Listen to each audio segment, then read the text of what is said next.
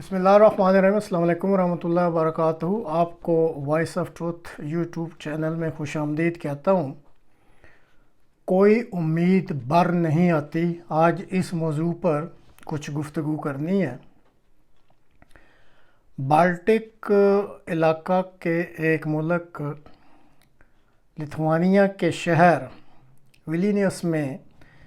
11 اور 12 جولائی کو NATO conference منعقد ہو رہی ہے۔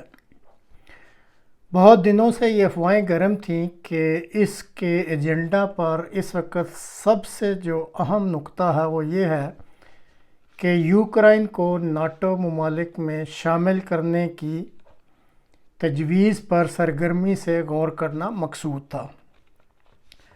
لیکن امریکی صدر نے ایک روز قبل CNN چینل پر فرید زکریا کے پروگرام میں انٹرویو دیتے ہوئے یوکرائن کی ناٹو میں شمولیت کے بارے میں جو تجویز تھی اس غبارے سے ساری ہوا ہی نکال دی ہے، اور انہوں نے چند نکات کو ہائی لائٹ کیا ہے کہ یوکرائن ناٹو میں شمولیت کے لیے ابھی مطلوبہ تیاری نہیں کر سکا ہے، اور پھر کہتے ہیں کہ یہ ضروری ہے کہ یوکرائن کو ناٹو میں شامل ہونے سے پہلے اس وقت جو وہ روس کے ساتھ جنگ کر رہا ہے اس کو ختم کیا جائے، کیونکہ اگر موجودہ صورتحال میں یوکرائن کو ناٹو میں شامل کر لیا گیا جبکہ یہ جنگ جاری ہے تو اس کا مطلب یہ ہوگا کہ پھر ناٹو ممالک روس کے ساتھ برسر پیکار ہیں،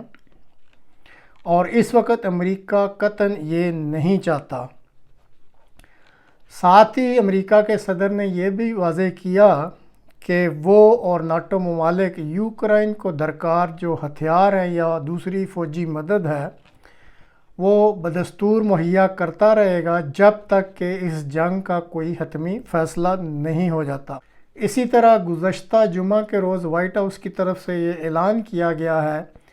کہ امریکہ یوکرائن کو کلسٹر بام جو ہے وہ بھی مہیا کر رہا ہے، حالانکہ دنیا کے 100 سے زائد ممالک نے ان بموں کے استعمال پر پابندی عائد کر رکھی ہے، لیکن بہرحال یوکرائن، امریکہ اور روس اس پابندی والے ممالک میں شامل نہیں ہیں۔ یہ جو کلسٹر بام ہوتے ہیں یہ انسانی جان اور اسی طرح جو فوجی ہتھیار یا ساز و سامان ہے اس کے لیے انتہائی خطرناک ہوتے ہیں۔ اب امریکی صدر کے اس نقطہ نظر کو کہ یوکرائن کو حتمی فیصلہ تک ہر قسم کی فوجی مدد بھی دی جائے گی،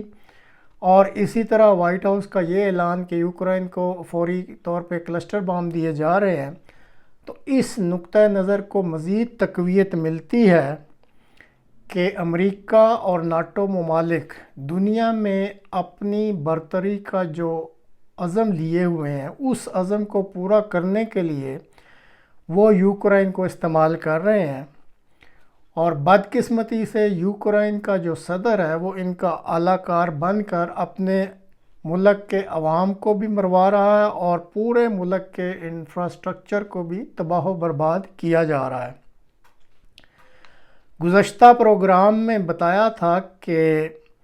یوکرائن کے یہ جو موجودہ صدر ہیں اگر یہ اپنی ان چالوں سے باز نہیں آتے تو امریکہ کا ارادہ ہے کہ اس صدر کے ساتھ بھی اس نے وہی سلوک کرنا ہے جو سال 2008 میں برسر اقتدار جارجیا کے صدر کے ساتھ کیا تھا، اور اب یہ یوکرائنی عوام کا فیصلہ ہے کہ وہ اس معاملے پہ خود سنجیدگی سے غور کریں اور دیکھیں کہ انہوں نے اپنے اس صدر کو موجودہ روش پر چلتے رہنے دینا ہے یا نہیں۔ گزشتہ برس جب روس اور یوکرائن کے ایک شہر ماریپول میں بڑی سخت لڑائی ہو رہی تھی تو اس شہر میں ایک سٹیل پلانٹ ہے آزوفسٹال، اس میں روسی فوج اور یوکرائنی فوج کی تقریباً 3 ماہ تک بہت سخت لڑائی جاری رہی، اور پھر یہاں پہ روس نے قبضہ کر لیا۔ اس وقت یہاں پہ 5 یوکرائنی فوجی کمانڈر تھے تو ترکی کے ساتھ یہ معاہدہ کیا گیا روس اور ترکی کے درمیان کہ یہ کمانڈر جنگ بند ہونے تک ترکی کی قید میں رہیں گے اور جب جنگ بند ہوگی پھر ان کو رہا کیا جائے گا۔ لیکن گزشتہ جمعے کے روز ایک عجیب و غریب حرکت ہوئی۔ یوکرائن کے صدر چیک ریپبلک کا ایک طیارہ لے کر ترکی گئے، ترکی کے صدر سے ملاقات کی، میڈیا میں یہی رپورٹ آ رہی تھی۔ لیکن جب وہ واپس آنے لگے اور جیسے آپ تصویر میں دیکھ رہے ہیں کہ یہ پانچوں کمانڈر بھی ان کے ساتھ اس جہاز پہ واپس آ گئے، اور پھر انہوں نے یوکرائن واپس پہنچنے پر یہ اعلان کیا انہی پانچوں کمانڈروں نے کہ وہ دوبارہ اپنی ڈیوٹی جوائن کر رہے ہیں اور وہ محاذ جنگ پر دوبارہ جا رہے ہیں۔ اب ترکی کی اس حرکت نے روسی حکام کو ششدر اور حیران اور پریشان کر دیا ہے کہ یہ جو ایک معاہدہ کیا تھا کہ جب جنگ بند ہوگی پھر ان کمانڈروں کو رہا کیا جائے گا، تو یہ ایک ملاقات میں یوکرائن کے صدر اور ترکی کی صدر نے روس کو کنسلٹ کیے بغیر یہ فیصلہ کیوں کیا، اس کے بارے میں ابھی تک تفصیلات سامنے نہیں آئیں۔ بہرحال روسی حکام نے یا روسی جو حکومت کے ترجمان نے اس حرکت پر انتہائی غم و غصے کا اظہار کیا ہے، اور ساتھ ہی ترکی سے وضاحت بھی مانگی ہے اور یہ بھی اعلان کیا ہے کہ اب جو معاہدے ہوئے ہیں ترکی اور روس کے درمیان، ان پہ بھی اب روس دوبارہ غور کرے گا کہ وہ اپنے اپنے وعید یا وعدے جو اس نے کیے ہیں ان کو وفاق کرنے کا پابند ہے یا نہیں۔ اور ساتھ ہی انہوں نے کہا ہے کہ آئندہ کے لیے بھی بڑا سخت روس کے اعتماد کو دھچکا لگا ہے، اور وہ دیکھیں گے کہ اب ترکی پر اعتماد مزید کیا جا سکتا ہے یا نہیں، یا اس کے ساتھ کوئی معاہدے کیے جا سکتے ہیں نہیں۔ ترکی نے یہ کیوں حرکت کی ہے، اس کے لیے بہرحال ہمیں انتظار کرنا پڑے گا، کیونکہ ابھی تک ترکی کی طرف سے کسی قسم کی کوئی رسپانس نہیں آئی۔ آخر میں تھوڑی سی بات پاکستان کے بارے میں۔ پاکستان کے سوشل میڈیا پہ ایک دوست ہیں سید مزمل حسین صاحب، انہوں نے اپنے ایک حالیہ پروگرام میں عمران خان صاحب کو ایک کلٹ قسم کا لیڈر ثابت کرنے کی کوشش کی ہے، اور بعض کلپس جو کہ عمران خان صاحب کے تھے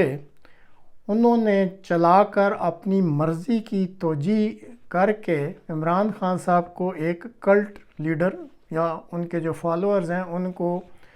کلٹ ٹائپ کا جو ہجوم ہے وہ ثابت کرنے کی کوشش کی۔ یہ درست ہے کہ سید مزمل حسین صاحب کافی پڑھے لکھے اور سمجھدار قسم کے انسان ہیں،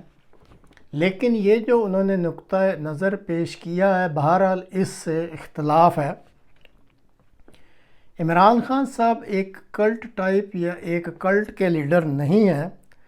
اپنے خاندانی پس منظر اور ان کے جو انفرادی اوصاف ہیں جن میں جرأت، بہادری، مستقل مزاجی اور دیانتداری شامل ہے، ان اوصاف کی بنا پر پاکستان کا مڈل کلاس طبقہ ان کو بہت پسند کرتا ہے، اور جس تسلسل اور مستقل مزاجی کے ساتھ وہ اس ملک میں کئی دہائیوں سے مسلط جو سٹیٹس کو ہے اس کو جو برقرار رکھنے والی قوتیں ہیں ان کے ساتھ جس تسلسل اور مستقل مزاجی کے ساتھ وہ ڈٹے ہوئے ہیں،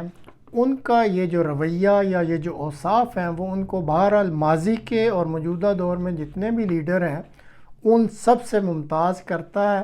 اور ان کی یہی خصوصیات ہیں کہ بہت ساری عوام جو ہے وہ ان کو پسند کرتی ہے۔ جہاں تک یہ بات کرنے کا تعلق ہے تو یہ واضح کر دوں کہ میں نہ تو عمران خان صاحب کا فین ہوں اور نہ ہی میں کوئی تحریک انصاف کا ممبر ہوں، اور بلکہ اپنے ایک حالیہ پروگرام میں وہ جو رول آف لا کی بہت بات کرتے ہیں اس پر خاصی تنقید بھی کر چکا ہوں کہ جب تک قوم کے ہر طبقہ کے ساتھ برابری کا سلوک اس قانون کی روشنی میں نہ کیا جائے تب تک رول آف لا کا نعرہ جو ہے وہ کسی کام کا نہیں ہوتا یا اس میں وہ وزن نہیں ہوتا۔ لیکن اس چیز کے باوجود سید مزمل حسین صاحب کے اس نقطہ نظر سے اختلاف ہے کہ عمران خان صاحب کلٹ لیڈر نہیں ہیں اور نہ ہی ان کے فالوور جو ہیں وہ کوئی کلٹ ہیں۔ وہ ایک باہمت، جرأت والا، دیانتدار، مستقل مزاج اور پاکستان میں جو موجودہ سٹیٹس کو ہے اس کے خلاف کھڑے ہونے والا وہ ایک لیڈر ہے، اور اسی چیز کو ہمیں قبول کرنا چاہیے۔